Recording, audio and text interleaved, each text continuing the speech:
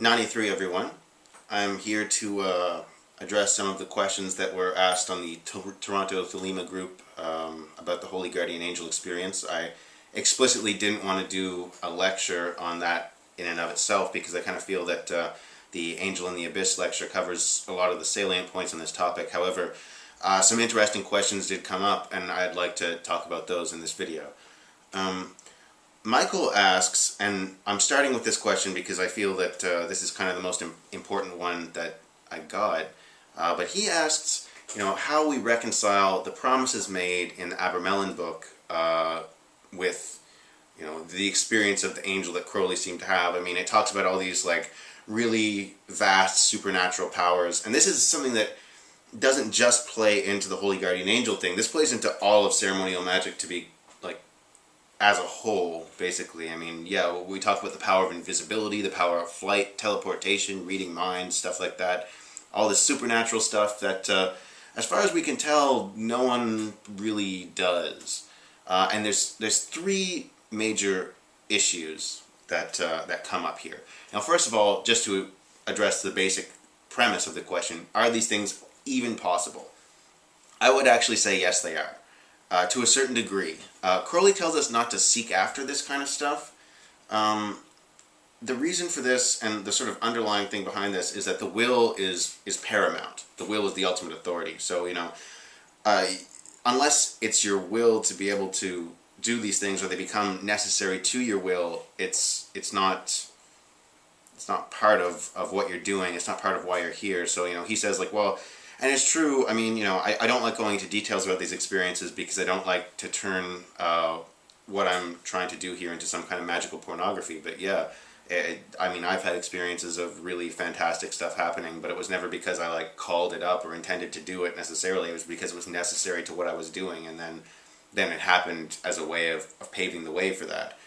And that's the idea behind true will, is if it is your true will to do something and you have this terrific obstacle in the way, well, anything's possible to overcome it. So that's significant. But at the same time, Crowley really tells us not to go after this, and he has a story, I believe it's in Magic Without Tears, where he talks about a yogi who studies for decades to learn how to walk on water, and goes to his master and says, aren't you impressed with me? I'm paraphrasing here, but, aren't you impressed with me? I've finally learned how to walk on water. And the master says, well, yeah, but your neighbors have been taking the boat across the river this whole time, so, you could have just been doing that instead of wasting your time learning this useless skill, essentially.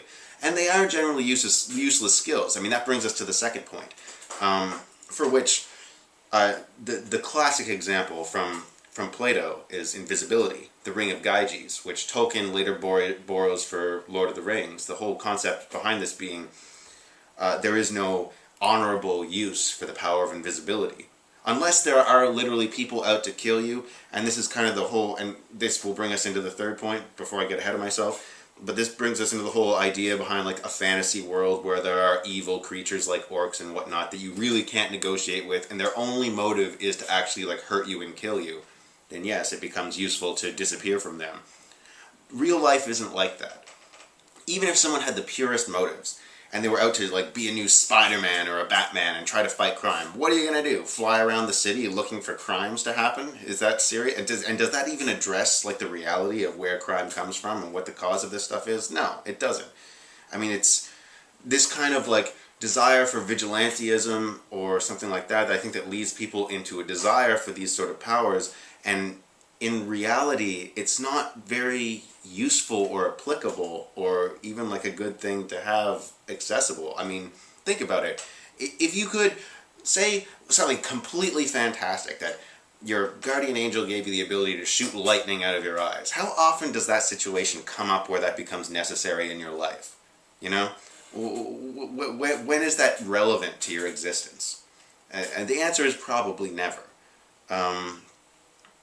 Even in a wartime situation, and people, even the people who shit on war and think that it's a terrible thing like to point at World War II as the just war or the good war, which is total bullshit in and of itself, because the reality is Hitler and the Nazis would not have come to power if it wasn't for the insane debilitating starvation level sanctions placed on Germany after the First World War, which was a bullshit war.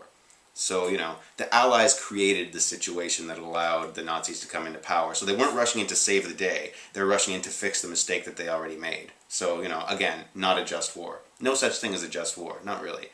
The reality is that in any situation, these kind of conflicts are preventable.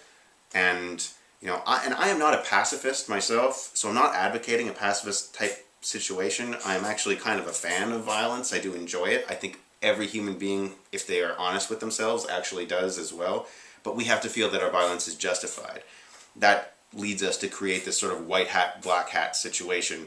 And the truth is the black hats don't exist. We all think that we're white hats. There is no one out there in the world, however evil they might be, who's like raising a glass of wine and toasting to evil. Because even the most evil people, who we can actually say are evil, they think they're doing the right thing. Everyone thinks they're doing the right thing. That's the problem. Line behind the white hat, black hat thing is that human beings love an excuse for aggression. This is why if you ever go to see an action movie, you'll see the villain randomly kill someone for no reason. Just one of his henchmen or something like that. So that later, when the hero's dangling him off a church tower and throws him down, to his death, then we can feel justified because we know this is really a horrible person. The reality is, real criminals don't do crap like that because it just puts them at risk for no reason. Professional criminals don't take stupid risks. That's why they're professionals. And they may be evil people in the large scheme of things, but often in the small scheme of things, they seem like very nice guys. And that's the reality all down the line. And, I can't conceive of any other reason that someone would want, and it brings us back to the Ring of Gyges, these kind of powers that are being described here they don't have useful purposes. So the question then becomes, is it just a lure? Probably.